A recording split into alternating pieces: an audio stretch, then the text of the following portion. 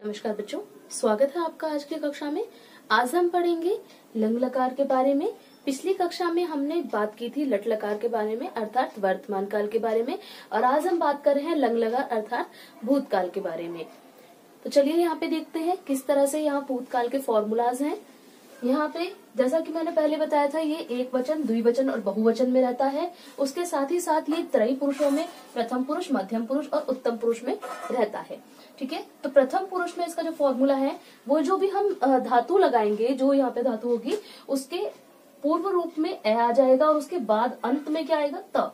ठीक है, यानी कि बीच में मैंने ये जो योजक चिन्ह दिए हैं, इसका अर्थ ये है कि इससे पहले वाले यानी मूल धातु से पहले में आ लग जाएगा सभी में, और वो मूल धातु के अंत में क्या लगेगा। जैसे यहाँ पे एक वचन प्रथम पुरुष में त, प्रथम पुरुष द्विवचन में ताम, इसी तरह प्रथम पुरुष बहुवचन में न।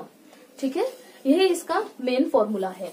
मध्यम पुरुष की बात करें तो मध्यम पुरुष एक वचन में ए, फिर आएगा हमारा विसर्ग, जो भी हमारी क्रिया धातु रहेगी, जैसे कि पठ धातु है तो अपठ। इसी तरह मध्यम पुरुष द्वितीय वचन में अ तम, और मध्यम पुरुष बहुवचन में अ और त।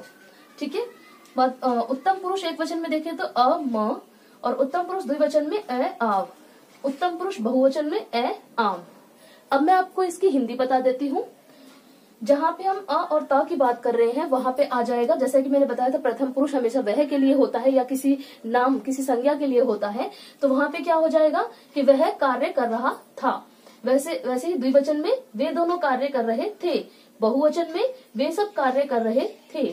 मध्यम पुरुष, जैसा कि मैंने बताया था, मध्यम पुरुष किसके लिए होता है, जो हमारी बात को सुन रहा होता है, श्रोता। यानी कि यहाँ पे हम तू या तुम का प्रयोग या आपका प्रयोग करते हैं। तो यहाँ पे क्या हो जाएगा, यहाँ पे क्या है, तुम यानी तुम कार्य कर रहे थे, तुम दोनों कार्य कर रहे थे, तुम सब कार्य कर रहे थे।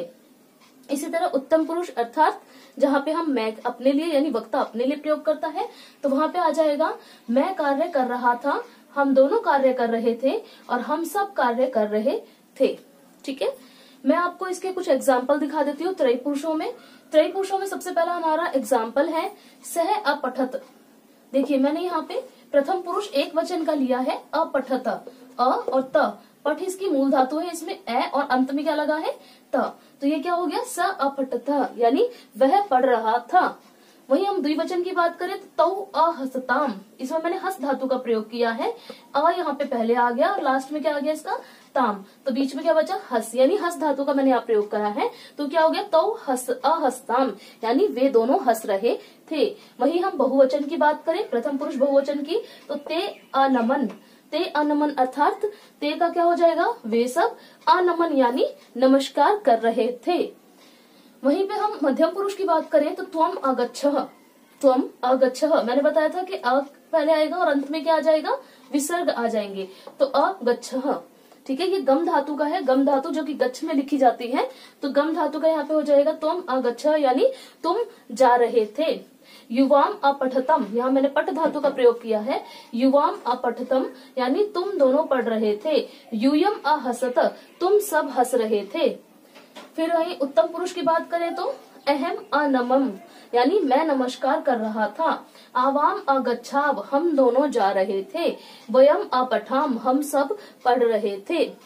ठीक है, तो यहाँ पे मैंने पठ, हस, गम, नम, इन्हीं चार धातुओं का प्रयोग किया है, और इन्हीं के जरिए मैंने यहाँ पे भूतकाल के ये कुछ वाक्य संस्कृत में बनाए हैं। आशा है आपको ये कक्षा समझ में आ गई होगी। फिर भी अगर आपको लंग लकार से जुड़े हुए कोई भी आपके सवाल हो तो आप मुझे कमेंट करके पूछ सकते हैं। बाकी की अगली कक्षा में हम बात करेंगे भविष्य काल के बारे में। अभी आपकी जो पिछली कक्षाएं हैं उनमें आप देख सकते हो, उसमें मैंने त्रयी पुरुषों के बारे में बताया है।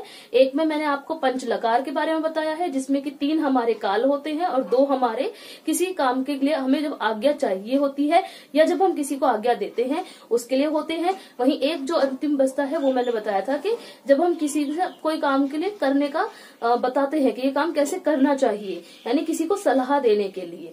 तो जब हम चाहिए शब्द का प्रयोग करते हैं तो वहां पे हम किस तरह से वाक्य अलग अलग बनाएंगे, अलग अलग पुरुषों में, अलग अलग वचनों में, तो वो मैंने उसमें बताए हुए हैं।